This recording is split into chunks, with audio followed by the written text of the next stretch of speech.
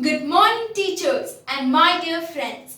My name is Nandana Pipale, and today I'm going to narrate a story, The Greatest Gift. Once there was a devastating flood and landslide that shook the world. There was death and misery in every corner of the world. This kind of pain and suffering was not new to the humankind. A rich and young businessman was also a victim of this flood. He had watched all that he built break down. Due to this fatal flood, he was fatally injured and was lying in his deathbed, fighting for every breath.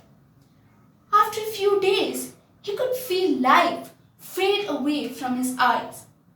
The hospital lights became blurry and he saw God.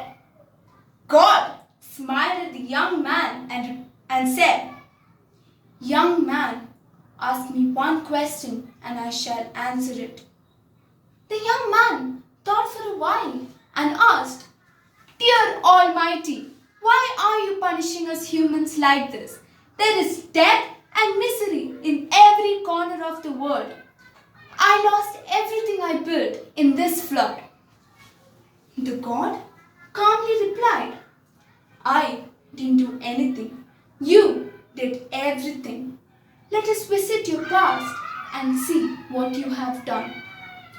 The God first took the young man to the days he built his huge mansion and was cutting down the forest for it, and said, "The forest had the power to stop the flood. Had you not cut down this wonderful creation of mine, you would still have had all that you had built." Then the God took the young man to the days when he was building his huge offices on the rivers and said, "The rivers had the power to stop this flood. Had you not covered her up for building these big buildings? Tell me, young man, who is responsible for your sufferings? Who is responsible for your fate? Me or you? I gave you everything and you destroyed it." The young man realized his mistakes and replied, "God, I understand my mistakes. I should have planted more trees.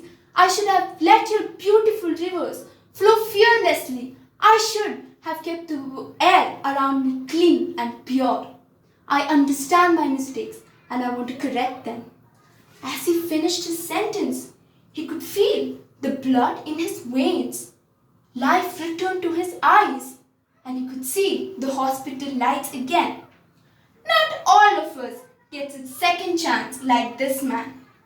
We have only one life and it is our duty to protect our environment, the greatest gift that God gave us. Thank you.